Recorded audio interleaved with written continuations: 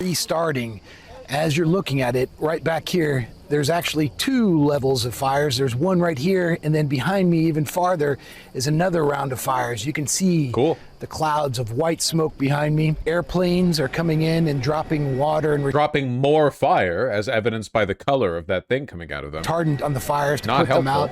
And this is just yet another example of it's Tuesday afternoon, and firefighters are still managing and battling the fires that keep popping up. Do you think Americans are going to do that thing they do on this as well? They're like, it's 98 degrees in Britain. I'm going to point out that where I live, Phoenix, Arizona, it's 110. Oh, you have wildfires? What, in France? We have wildfires all the time over here in Oregon. Not a big deal.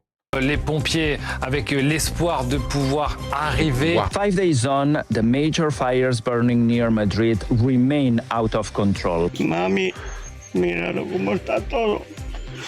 Y ya no puedo más. Spooky, I would say, like from some strange science fiction movie scene or so. It felt totally unreal. I don't think Europe is safe anywhere pretty much now. You know, we're living in a different world. Well, over the next 10 minutes or so, we'll have all you need to know, including what a fire cloud is and the essential information if you're planning to travel on holiday to France or to Spain. But first, why are they not just putting ACs in their forests? Yeah, honestly. Questions is, where are the wildfires? Well, the main ones are around Bordeaux in France, as well as near Madrid and Valencia in Spain.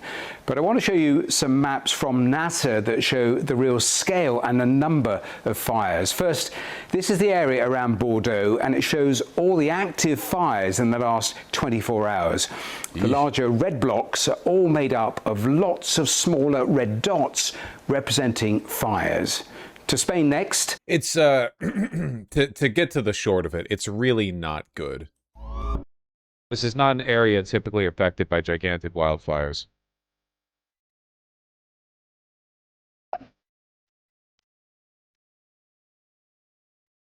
Hundreds of thousands of people have had to evacuate, and again, it's Bordeaux, right? You know, it's not California, not Bordeaux, the only good part of France. What about Lyon? What about Lyon? Why are we fighting the fires instead of letting them burn naturally? For one, letting them burn naturally kills people. Now, for two, this is not an issue of like piled up forest debris or whatever. This is an issue of temperature. The problem is that it's too dang hot. This is a climate change thing. Yeah. Heat dome is drying everything out. It's not about like, these are not areas through which you would normally have natural cleansing forest fires. A lot of these places aren't even forests, as you can see. It's just grassland. That's just completely burning out of control. Tonight, tens of thousands more people evacuated as You see those satellite photos over how the heat dome over France over the course of 1 month turned the entire country from orbit, like from a satellite photo, from green into brown because everything had dried up? This is what happens after. This wildfires continue to rage across Europe. Outside the French city of Bordeaux, authorities going door to door overnight to get people out. As farmers in the famous wine region step up, using their tractors and water tanks to help firefighters battle the erratic flames. Here's Sky News' Sadia Chowdhury reporting in the area. These firefighters from Paris, among the huge number of firefighters that are here today from all over France, we know that more than 70 of them have been injured tackling this blaze. In central Spain, the view from above. As firefighters face similar conditions, new videos show the wall. Ah, you have a video of it? Here, hold on. Of what the multiple consecutive heat domes have done. Just look at the color. Turning off the sound. I couldn't turn off the sound. I turned off the sound. Look at that. That's the 25th of June, too. Not even July. This is just a 1 month difference from May to June. So if you can imagine how much worse it's gotten because there have been heat domes after this. Not great. So yeah, these areas aren't meant to be ravaged by fires. You know, they're not like dense forests through which fires occasionally burn and clean up the debris on the ground. We're talking about, you know, like Areas you're not supposed to have giant fires. And they're big. They're big. Tens of thousands of people are fleeing wildfires in France and Spain. In Spain, the government declared a national emergency as more than 19,000 people were forced from their homes near Madrid. This blaze in the Castellan province. What is this background music? Hundreds of thousands of people evacuated now. Province burned so violently that firefighters said they could not fight it head on. The fire has spread into a national park and now has a perimeter of more than 13 miles. And in France, 40,000 people were evacuated from a popular tourist peninsula near Bordeaux, some escaping by boat. Scripps News international correspondent Will Denslow is live for us in France near one of the areas under evacuation. Good morning, Will. Tell us where you are and what are the conditions and the circumstances there right now? Well, Holly, we're in the town of Mios that received its evacuation order on Sunday. Behind me, you can see law enforcement blocking off roads, stopping people. Don't forget they're about to get hit by a new 40-degree Celsius heat wave soon. Okay, I'm being so fucking for real right now. Seriously? Another one? They've already had 3 massive heat domes in France and Spain. They're getting a 4th? From getting down paths that could take them into direct confrontation with these wildfires that have ravaged this area, burning roughly 100,000 hectares of land since the start of this year. So that just gives you a sense of the scale. 200,000 plus people have been evacuated over recent days. Many thousands are currently staying in a exhibition hall in the city of Bordeaux. That city itself, according to the mayor, is facing the threat of the fires getting closer. At the gates is how there's this nagging voice in the back of my head saying this year is it. Well, nothing ever truly ends, but yeah, in terms of like, if I'll put it this way, if historians or people sort of colloquially are going to refer to a before and after for climate change, at least in the West, this is going to be that line. This year and the coming El Nino. Maybe if you live in like the Philippines or India, you would put it a couple of years before, after. Like it depends, and there could be disasters in the future so bad that maybe we set the line down that point, but this is definitely a strong contender for being that point. Yeah, new 40-degree Celsius heat wave flaring up for France. Jesus Christ, it's going to burn the entire country to the ground. Everything is going to be dry. Yeah, like it's not. This is not like a natural wildfire forest situation or whatever. It's not even forest. It's just like brush. How does one look at this and think climate change isn't real?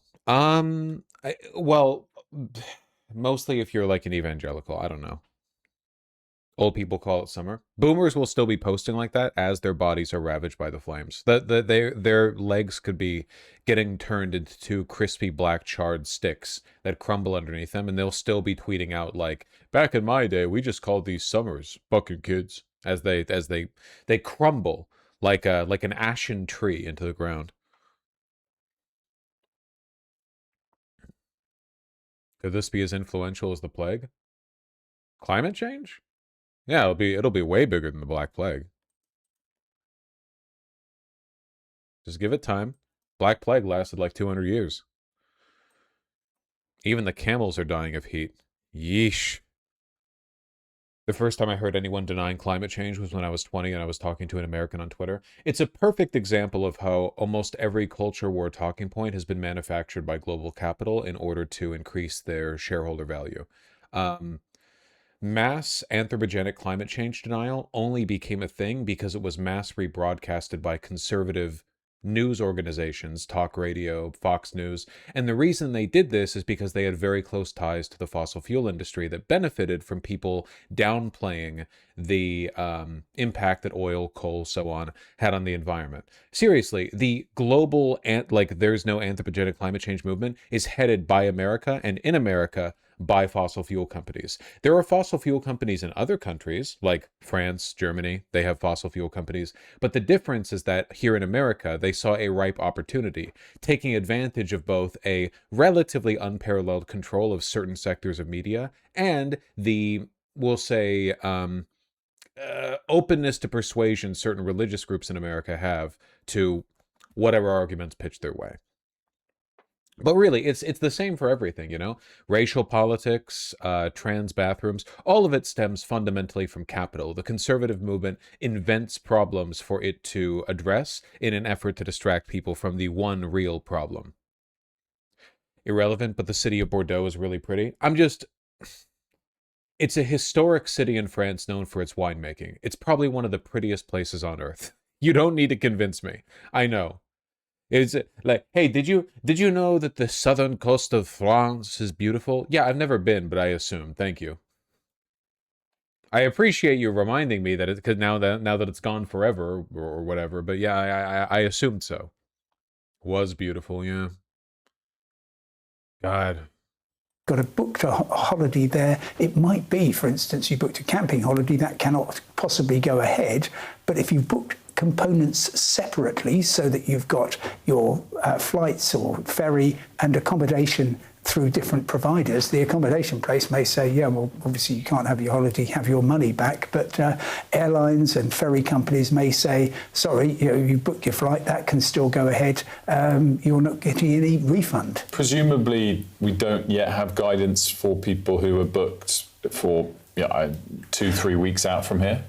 Semi-serious question. Do you think the people who invented capital knew what they were doing? Nobody invented capital. It's not a thing that invents. It's a set of conditions that materialize given the right material and social incentives. You know, I'll put it this way: absolutely nobody at any point in history could have seen what was coming or knew their part in it. The people most capable of seeing the long arc have done so from a distance. It's easier to see the trajectory of a ball when you're not on it. No capital holder, no member of the aristocracy or the bourgeoisie could truly see what was coming. Marx did a pretty dang good job, but he did it from the outside. No, at no point has capital as a, amorphous social class ever truly understood what they were doing or what the consequences would be. What about Adam Smith? Not even close. If you showed Adam Smith the world as it existed today, I'm being serious, I think he would become a communist. I think that he would recognize that the values that he was advancing capitalism as a system of advocacy for had failed on every level, and he would course correct. I do believe this. I mean it sincerely. Well, at the moment, it's still a bit too early to tell. If you've booked, for instance, through a camping operator, they should be in a pretty good position to say, for example, there is not a chance that your trip is going to go ahead. If it's a proper package holiday, then you can have your money back, or we'll offer you an alternative location somewhere else. Okay, that's good to know. That's good. That's great to know. Lots of tourists here. Do you think new generations will be incentivized to change it? Buddy, it's not about generations. It's not about your age. It's about the material conditions, bucko. Bucko. My bucko, my fucko. Fiery thunderstorms. Good, great.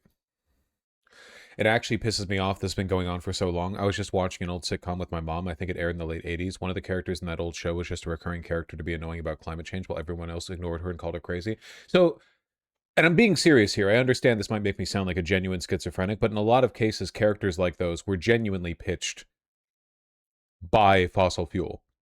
To be a little bit more specific, the Hollywood has close ties to basically every industry for a wide variety of reasons. A good sub-example of this is that Michael Bay movies typically depict the U.S. Army in a positive light because doing so allows him to use U.S. Army vehicles for his shots.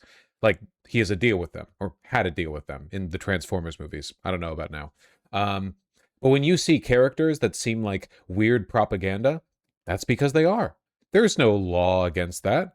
Why do you think the fossil fuel companies, with their billions and billions of dollars, wouldn't pitch agencies or directors or studios and say, hey, we think it'd be really cool if you could add a character like this, here's some money. There's nothing illegal about that. They co-sponsor cultural production all the time, in the same way Saudi Arabia co-sponsors a fuck ton of American sporting events. If you've seen a character that seems like propaganda, odds are they are.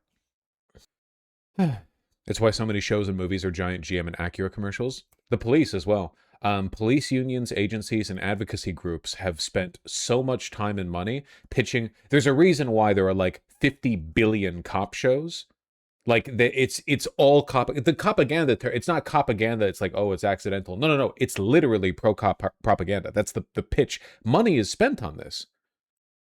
And Apple prevents the villains in movies from using iPhones. There's a whole bunch of crap like that. Well, whatever the case. Capital, blah, blah, blah. End of the world, blah, blah, blah. Say the line, Bart. You get me.